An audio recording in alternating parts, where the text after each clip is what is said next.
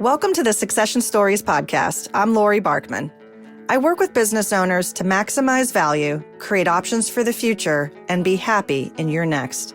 I'm excited to share the What's Next series as part of Succession Stories. These conversations spotlight the theme of transitions. Changes can come at you unexpectedly or be planned. Are you ready? After all, in business and life, succession is about transitions, and how you embrace what's next matters. U.S. Army Veteran Stephen Bollinger is a serial entrepreneur in the medical device industry. Stephen's superpower is discovering market opportunities to help people live better lives. During his career, he sold 3 medical device companies. Stephen's story unfolds with his transitions from the military to sales rainmaker to medical product innovator. He found a market niche by increasing the availability of medically proven approaches from doctor care to over-the-counter. His mission is to address critical and common women's health issues that can also lead to depression. Enjoy this What's Next Succession Stories episode about finding a passion that makes an impact with vetrepreneur Stephen Bollinger. 100% of owners will leave their business one day, but few are prepared. Through this show and in my advisory practice, I've spoken with hundreds of people about the uncertainty they feel about big questions like, who will take over for me one day, and what should I be doing now to get ready? To guide you through these challenges, I've written a book called The Business Transition Handbook. It provides real-life stories, exercises, and tools to help you get ready and let go on your own terms without regrets. Get the book and sign up to receive exclusive content by visiting businesstransitionhandbook.com. That's businesstransitionhandbook.com. Is this the year to sell your company? Don't leave your exit to chance. Stony Hill Advisors works with entrepreneurs like you to get ready for what may be the biggest transaction of your life. Learn what your business is worth by visiting stonyhilladvisors.com/podcast.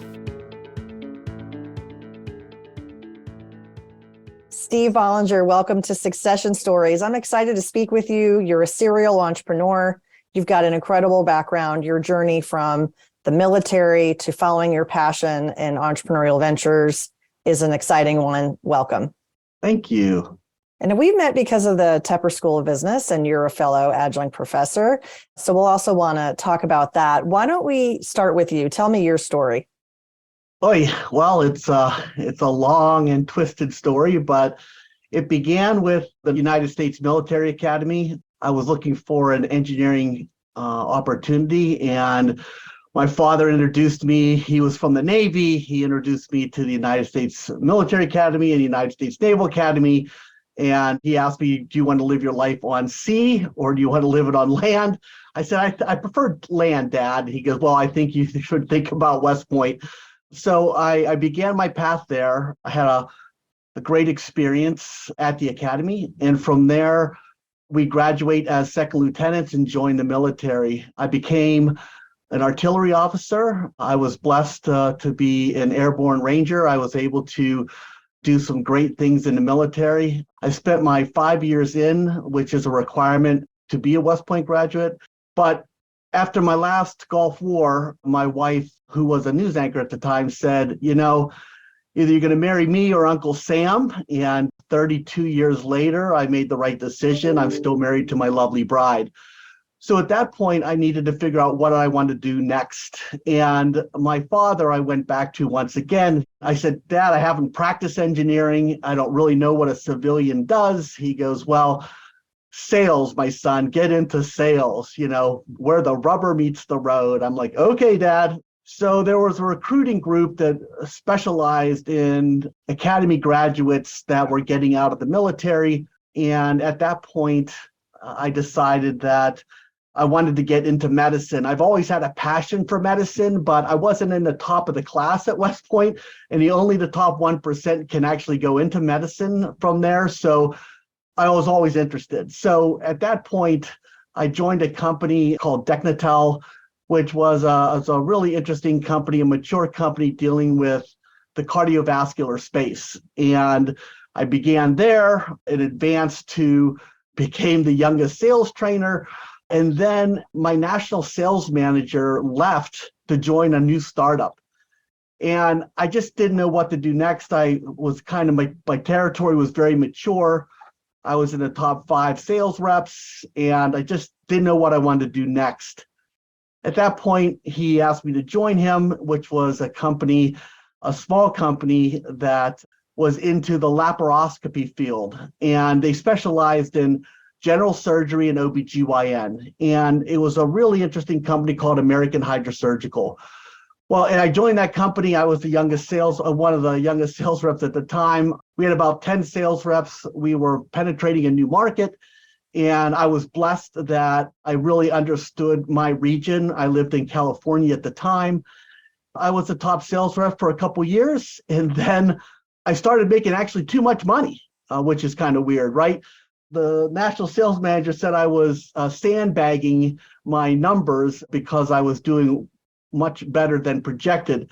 And at that point, I made a realization that I noticed a lot of sales reps in the medical industry as they aged, they just became a little bit rough, right? A little bitter, I just didn't want to be that person.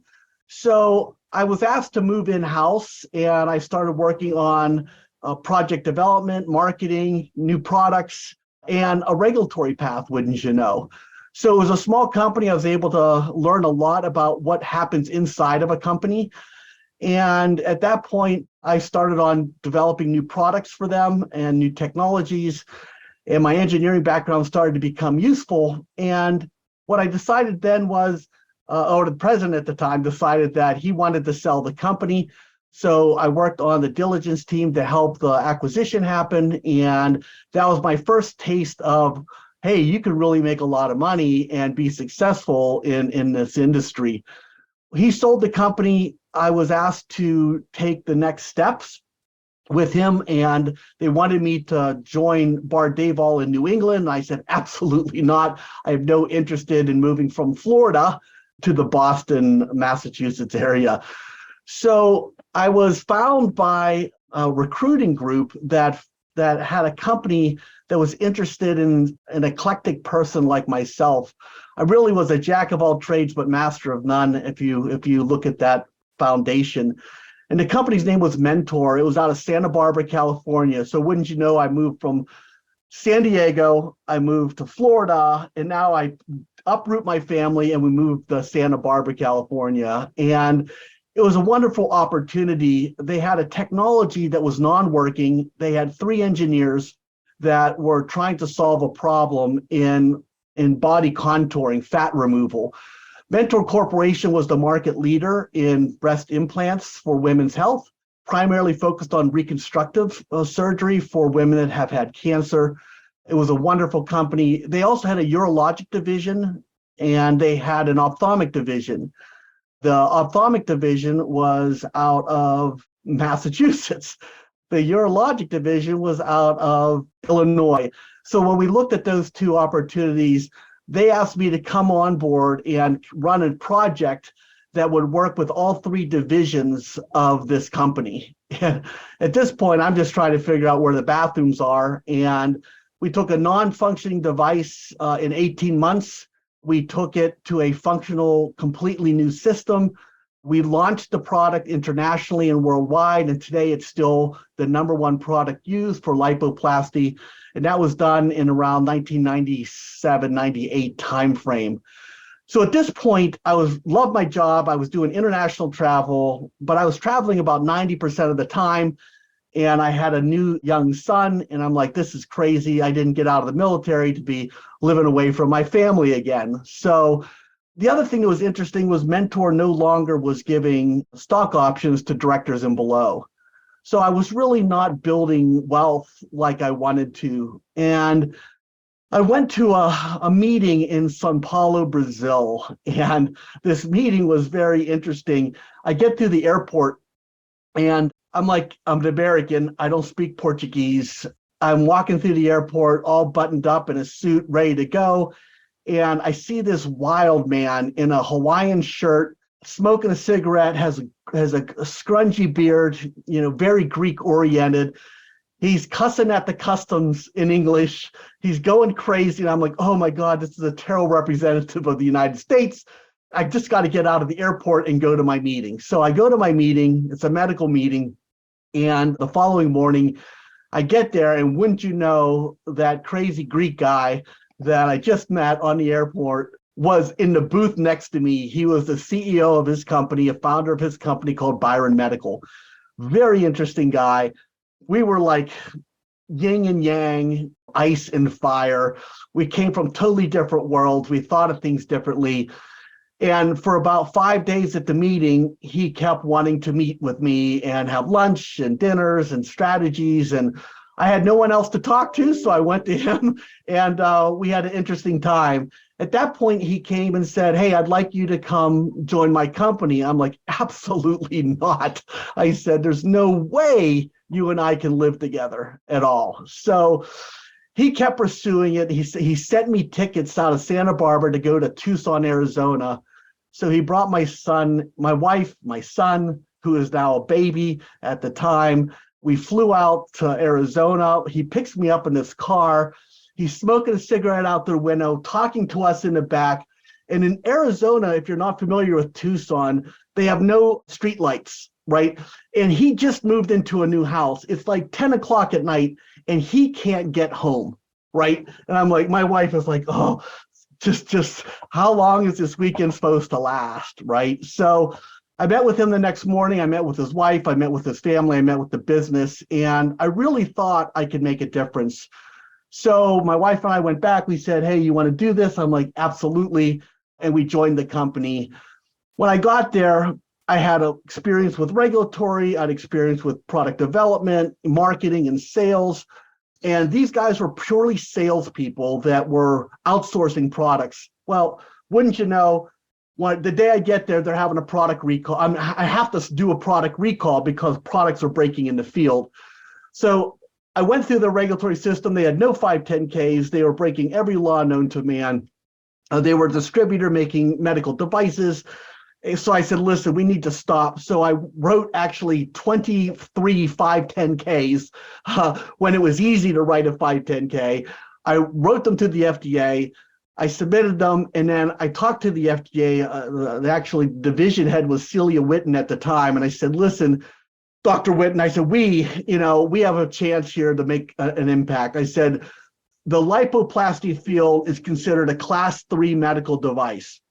And that means it requires extensive studying. Nobody wants to study the space.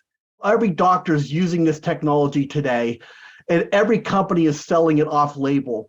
If I do a clean submission to you, would you give me a class 2 authorization to market and down-classify this from 3 to 2? And she said yes. So I sent that information.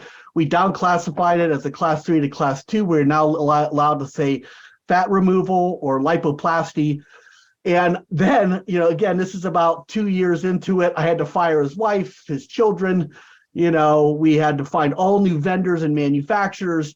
So I was busy 24/7, enjoying life. And then I called my old boss at Mentor Corporation. I said, hey, we cleaned up this company.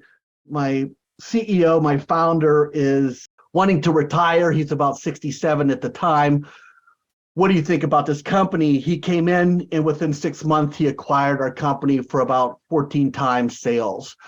So it was a wonderful opportunity. Everyone did very well.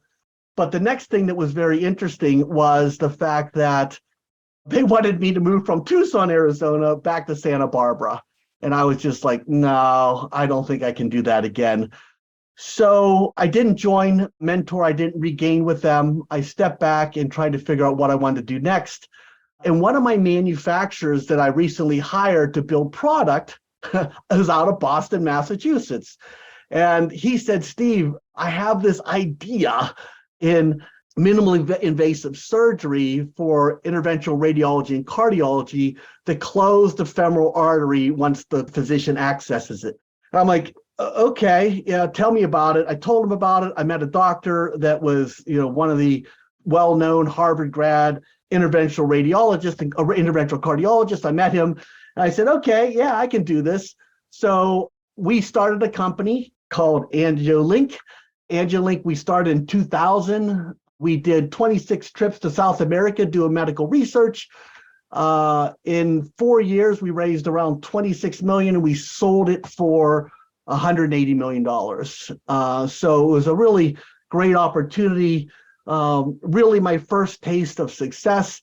And of course, now we sold this company to Medtronic Corporation, and they lived North Boston. I lived in South Boston. And I'm like, oh, this is really no way am I going to do that commute. Right? Just absolutely no way. So I stayed on board for a year. They had this, package for me to help the transition. At that point, I got a real estate license. I built a suit of armor out of 304 stainless steel. I learned how to weld. And my wife and I started fencing, and my wife came up to me and said, you need to find another way of occupying your time. You're going crazy. So I said, okay. So you're not kidding. You literally made a suit of armor. Yes. Multiple. And started fencing. Things. Yeah, it was very in my basement. I have anvils. I have all these forming materials. I got hammers. Yeah, it was very exciting. Who is your most important customer? The person who buys your business. Stony Hill Advisors works with owners to maximize the value when you're ready to sell. Get started today with a business valuation by visiting stonyhilladvisors.com/podcast. After I did that, my wife really, guided me to go figure out what I want to do next. And one thing that was very interesting was this venture capitalist out of Boston came up to me and said, hey, you have a very interesting background. Would you like to look at a biologic company? I'm like, oh, I don't know anything about biologic. Now, you got to understand, from the military, we're taught that there's no job you can't learn in 2 weeks, right? That was kind of the mantra, right? So I said, listen, I don't know anything about biologics. I don't know anything about chemistry. So he said, listen, we need someone that has a device oriented to take this product forward, because all the scientists in the other region just can't really put the package all together. I said, okay, well, I'll give it a try. So I joined the company, Pervasis Therapeutics, a very interesting company, Harvard-based technology dealing with allogeneic endothelial cells. It was a fantastic, we raised, around $20 million. We did our first clinical study. It was very successful. And then in 2008, the market started blowing up for medical devices. The industry was changing in 2008. So we worked out an opportunity and sold the company to Shire. At that point, it wasn't a great success. It was really bio dollars, as we said, but it was a way to continue the success of the company with a partner that could actually grow it. So there was dollars on the back end. Let me ask you a question about the two experiences you had in selling. You sold to strategics. Were they partners already of your companies, or did you approach them? Why did they acquire you? I don't know, honestly. We were very good at telling a story, penetrating a marketplace, especially in the AngelLink with respect to interventional radiology and cardiology. And we started in our clinical studies, in our work, we started meeting, the key competitors in the space. And in that process, we as executives are out in the clinical study arena in the US study, and we're meeting senior management as we go. And we just started telling our story to them. And it took about 2-3 years from the initial conversations to an acquisition. So it took a long time, but we built relationships. We kept them constantly informed of what we were doing. We never let them not think about us, right? And I think that was the secret to that acquisition. And did you work with an intermediary, or who ended up being the person that was quarterbacking the M&A process from your team? Once we got the partner, it's very difficult to be founders and executives of a company and be in the negotiators, right? So we hired an investment banking group out of Boston to support us, to do that additional legwork to try to create an auction environment. It was actually very rocky. So this is actually the time frame of 9/11, okay? And we had an offer from Medtronic at the time that was really sweet. I mean, like beyond perfect. We signed letters of intent. We were going to Washington, D.C. that morning. We were going to Washington, D.C. For a interventional cardiology meeting, right, called TCT. So we were flying to this meeting to close the deal, sign the paperwork, everything would be done. We are just on cloud nine. The whole company's bouncing off the walls. Now, my partner and I are totally opposite again of AngioLink. I like to be 30 minutes early. He likes to be 2 minutes late, right? And I hate traveling with him. I mean, we were just hated traveling with each other because I'd be on the plane going, oh my God, he's not going to make it. And, before the doors would close, he would step in and be there. I mean, he was the luckiest person when it came to that kind of stuff. He was always late. He was always this way.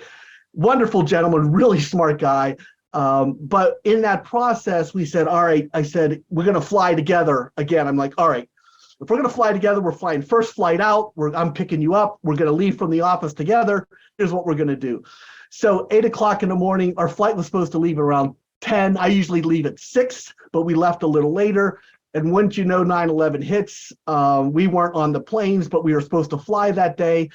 When that all happened, that deal fell apart, right? Everyone went radio silence for 12 months.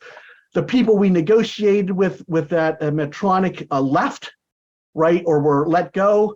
The change of the business development people were all gone, and we had to start all over again, another 6 to 12 months to regain the confidence, get the deal done. And it was not as sweet as the deal we had initially. So it was definitely a rocky road. Wow. Sorry to hear that. That's a crazy story.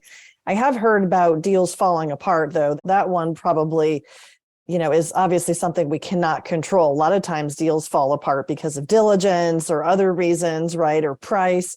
But you had it all negotiated, and then there was just a global. Oh, we were doing the happy dance. We were so excited. We were just, on cloud nine. So, at this point, I'm totally fried. I've been doing 24/7 medical devices, biologics, working around the clock, had our second child, and we're just like, this is crazy. I'm really burning, the candle at both ends. So I took a breath. One of my investors was Bob Higgins out of Highland Capital Partners, a brilliant, brilliant gentleman. And I said, listen, I need a break. He said, come be an executive in residence at Highland Capital Partners. I'm like, fantastic. So what an executive in residence does is we are basically a filter for new technologies and ideas, right? So we're seeing 10, 15 deals a day, right? And it's huge. It's a very, very fast-paced program. And it was just crazy. But what it did allow me to do was see other ideas in the medical device field and see, is this something I'd like to do next? And I had this idea, and I really thought about the space, and I stepped back and said, listen, the success I've had with selling companies in the medical device industry is no longer the same model. We can't achieve the same success doing the same old model. So I wanted to do something different. And what I wanted to do was I studied actually medicine, and I took a whole portfolio overview and said, all right, how has medicine evolved, right? So it started with, infectious diseases. We solved that problem. We started living a little longer. Then the next thing we started having is cardiovascular disease states. We're living longer, but now we have ways of solving that. So medicine did a great way of solving cardiovascular. Now everyone's living longer, as well as with diabetes. We're living longer, but are we living better, right? And I looked at the aging disease state and I said, wow, this is a really great opportunity, I think, to re-energize my energies and my focus. Well, one of the things that was a challenge was being a Gulf War veteran. My wife and I wanted to have children when we got out, and she had 3 miscarriages in a row.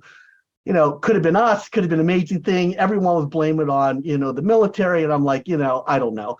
So she kept on seeing the same doctor. She got pregnant again. I'm like, you're done. We're not going back to your OBGYN. Now, at this point, I'm in San Diego. I was working with very high-end OBGYNs, fertility specialists with our product. And I knew this guy very well. And I said, you're going to go see my doctor, Dr. Haggerty. We went to go see him. And he said, Steve, you can't come in. I'm just going to talk to your wife. So I was sitting in a waiting room, and all these couples are just stressed out over the gap between natural intercourse and the more aggressive treatments like IUI and IVF. And I said, wow, there must be a way to bridge this gap. That was back in early 90s, right? It took me 10 years to say, is this idea really worth taking the next step with? So what I did was I looked at this and I said, I really want to do something different. I want to take medically proven approaches that were once only available under a physician's care, through innovation, take it directly to the end user. And that was taking a prescriptive device over the counter through innovation. And fertility became a real passion of mine. So what we did was we created a company called Renova Women's Health. The product was called the Stork. And we basically bridged that gap with a condom-like collection and a tampon-like delivery system to aid couples on their path to conception. We loved it. We did a US launch. We did a worldwide launch. We sold in Canada, China. We sold in the UK. We sold in Europe and Australia. And it was always, a struggle to get new customers, but the product was super successful, right? I mean, people that weren't getting pregnant through even IUI, IVF, or natural intercourse used our product and were having great success. The challenge was finding new customers, the cost of marketing to find a new customer. So now it's about 2019, and one of my distributors out of China says, Steve, I want to buy your company. And at this point, the company was doing okay, but we weren't hitting the trajectory that we always wanted to, because we just didn't have enough marketing dollars to support an over-the-counter product, which was Were you bootstrapped? Were you bootstrapped at this point? Did you fund out of your own pocket, or did you have? I did, and I had another investor as well that followed on, a high wealth family that supported us. So I'm putting my money in, he's putting his money in. So in 2019, we have finally agreed to sell the company to that group. So now it's like, okay, what are we going to do next, right? And one of the things was so exciting to me were all these older ladies that were getting pregnant, older couples that were having a problem conceive with the Stork. They'd call me up and say, Steve, I'm really upset at you. I'm like, oh my God, what did I do wrong? He goes, well, you got me pregnant. Thank you. You helped us on our path of our child, but that child was like a football coming out of my vaginal tract. And you know what? Guess what? Now every time I cough, sneeze, or dance, I tinkle in my pants. Can you solve that problem for us? I'm like, okay, well, let me look at it, right? You're becoming an expert on women's medical. Yeah. So women's health became an extreme passion. And the reason why I love women's health, and I say this, very jovially, is that men go through two phases of life: puberty and midlife crisis, right? Women go through about 7 unique physiological changes of life. So there's so many opportunities to help women that really aren't getting that help.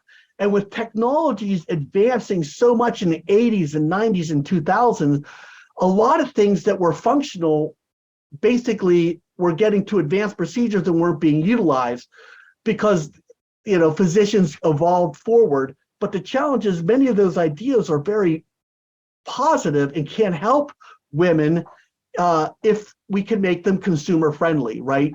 And women are stereotypically a much smarter consumer of healthcare.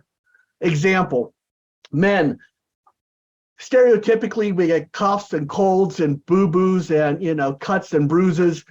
And we don't really see a doctor until 35, and we have a prostate exam to look at a diagnostic opportunity for prostate cancer. Whereas women at age 16, 13 to 16, they're learning their body. By the time they're 20, 21, they really say, doctor, no, that doesn't work. That antibiotic's no good. Here's what I want. They really understand their bodies and their evolution. So they're just a lot stronger consumer of healthcare. So when I looked at those two models, I said, wow, this is a really great opportunity to help women on their path. And me being married for 32 years, my wife has gone through almost every one of the phases, right? So I've been blessed to have a petri dish in my own household, right? So brought this idea to my wife and said, okay, what do you think about this? What I loved about our technology, Ovala Inc., the product's name is Revive, is that when I first thought about it, I said, well, what is the disease state? Like, what is it all about? And it's a physiological issue. The connective tissue that supports the urethra no longer have the elasticity. So every time you have resonant movement, it causes leakage, right? So that's the physiological. It could be smoking, could be exercise, it could be childbirth. There's multiple factors to drive the physiological issue. But what really intrigued me was the psychological impact. So it's both a physiological and psychological. The women that have stress incontinence leak. And what that happens is they become very subconscious. They stop going out. They stop interacting. They just become more introverted. And so they change their lifestyle. They slowly gain weight. They just get really unhappy. Their relationship with their significant other is disturbed because of this whole event. So I said, wow, this is a physiological and a psychological moment. I love it, right? So I said, how big is this marketplace? And I said, okay, well, let's figure that out. So when you looked at the market size, you got really excited because, not in a negative way, I guess, 1 out of 3 women worldwide have some form of stress incontinence, right? Have some form of incontinence. So there's urge incontinence or stress incontinence, but they have this disease state diagnosed every year, 18 million in the United States. I said, wow, that's just a huge number. Then I found out that 80% of these women are diagnosed with, guess what? Depression, right? I said, wow, this is really something that if we could solve this problem, we could have impact. So once I figured out that there was a good market, an interesting opportunity, a strong need, the next thing I looked at is, well, what is the trends in the marketplace? And this is where I kind of just said, all right, what are women using today? Well, almost all today, the majority of women use pads, right? And the challenge with pads are they're brilliant for menstrual cycle, but for incontinence, most women are dehydrated because they don't want to have urine in their system. So the urine is usually acidic and pungent. So it causes both discomfort and odor. So what a terrible solution. In fact, experiencing this with acquaintances and friends and family, what we find out is many women are pad smugglers. They go to an event, they go to a pad, they laugh, they have fun, they leak, they go to the bathroom. They don't want to flush the pad because it could occlude the toilet. So they don't want to put it in the trash to seem like they have a problem. So they carry a Ziploc and carry it out. I'm like, oh my God, this is terrible. So I said, all right, pads are not a good solution. And then when I looked at standard of care by physicians, there are things called pessaries. And pessaries look like everything from a Dunkin' Donut to a Rubik's Cube, So I'm like, oh my God, these are crazy. Then I looked at physical therapy, but the problem with a pessary is compliance, right? Women basically have to give up, intercourse if they have a pessary. Well, men are now hopped up on Viagra. Now it's just like, there's this disconnect. So pessaries really were not a good option for most women. So bottom line is surgical opportunities were much more difficult. So I figured out to say, this is the one thing I wanted to do. We developed a company. We launched in the United States. We now sell online. We sell on Amazon and hopefully going into retail. So that's kind of where I'm at today and just try to do the best I can. Well, that's amazing. I think this is a really great illustration of someone, you're someone who always is sort of going to what's next, right? You've started out in the military, you developed a passion and a career in sales, and found a entrepreneurial path in medical devices. You had some exits. You helped others with an exit, and you've continued to learn from all of these experiences to help people with real problems. Conceiving a child, you're right, and it can cause a lot of emotional stress for families, financial stress for families, and then incontinence for women. I mean, it's interesting that you learned about not only the prevalence of it, but also these emotional and social impacts that this problem can have for people. And ultimately, as a medical device entrepreneur, that's what you're trying to do, is you're creating a social good, but at the same time, you're an entrepreneur and you're trying to create value in the business. So I find your story very interesting and compelling. It's very different from other entrepreneurs I've had on the show, because you're creating a product, right? We can all sort of relate that there's a widget here, but it needs FDA approval. There's risk associated with these products. You can see people being fearful of lawsuits or what have you. But you've persevered and you've created products that have been successful. I guess just to kind of wind down and have you think about your entrepreneurial experience in context of, what do you think would be 3 things you would say to an entrepreneur who's listening, and maybe they're not in the medical space, right? So they can't relate to you from that perspective, but they're creating a product or they're creating these relationships with Medtronic's a huge industry player. You sold to strategics. That's not an easy thing to do. The Medtronic was a deal that didn't go through, but nonetheless, you got their attention. So if someone's creating a company, if they've got a successful business, that they want to get the attention after they've built the product market fit and gotten to the point where they think they can position it to sell, what would be some of your M&A lessons learned that we could kind of put a bow on here? Oh, so relationships are everything. And I think the one thing I learned, I'm still learning, is so much of this deals with the one-on-one connection, listening to what the customers are looking for. And I find that really is critical, and not being hubris, not drinking your Kool-Aid that you actually believe everything that is real, but selling a real story, selling them an opportunity, not over-promising and under-delivering, but over-delivering and under-promising, I think, is critical. And I always tell people the 3 things I think about for an entrepreneur is that one is, do what you love. You have to love what you do, because it's going to be so stressful. There's going to be ups and downs, and it's a mess. But if you love what you're doing and you have a internal mission of why you're doing it, and you always have that as a mantra, it keeps you grounded to do the next critical thing, is never give up, right? And many people get into, a lot of good companies fail because the team just hits so many barriers. They just throw up their hands and they can't find another way, and they just walk away. And I find that is so critical, is just to never quit and always look at things as every challenge is an opportunity, right? So I always laugh when people say, "Oh, we have a huge problem here." I said, "Oh, looks like we have an opportunity," right? And I think that mantra it really helps get through the hard times, because easy times are easy. They're not there. Every company that's sold, they're in my opinion, are struggles that you never see. The chaos behind the curtain.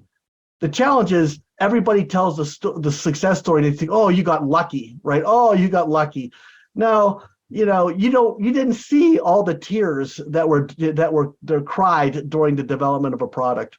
Oh, absolutely. Well, I think that's a great mantra. Every challenge is an opportunity, and it's certainly something that it's been consistent across your experience. Steve, if people want to get in touch with you to learn more, how can they find you? So you can reach me at sbollinger at userevive, usereviv.com. You can reach out to our website, and there are numbers that you can get a hold of me at, and would love the opportunity. If people would like to talk to me, doors wide open. Okay, awesome. Well, thank you so much for coming on to the show today, sharing your experience, sharing some of the trials and tribulations along the way, and some things that you've learned. So really appreciate you. No, no problem. One thing that I like to leave with is in the military, it's the Rangers. We had one thing going. It said, if things are going too well, it's an ambush, right? So, just be ready that and when everything is going perfect, you need to be thinking of why it's not going perfect to solve those future problems. That's a good one to live by. Thank you so much, Steve. And to our listeners, thank you for listening today. Catch Succession Stories on your favorite podcast player and on YouTube. Be sure to subscribe to the show so you don't miss an episode.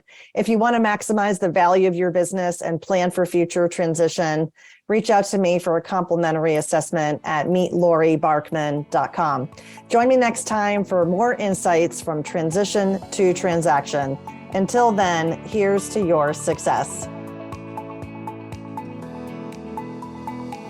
My objective is for you to have a lucrative and successful succession. If you want to understand the value of your company today, that's a great place to start. The sooner you understand what creates value and what detracts from it, the more time you'll have to close the gap if there is one. Hundreds of business owners have taken my complimentary business assessment. As a first step, schedule a call with me by visiting meetlaurie.barkman.com. That's meetlaurie.barkman.com.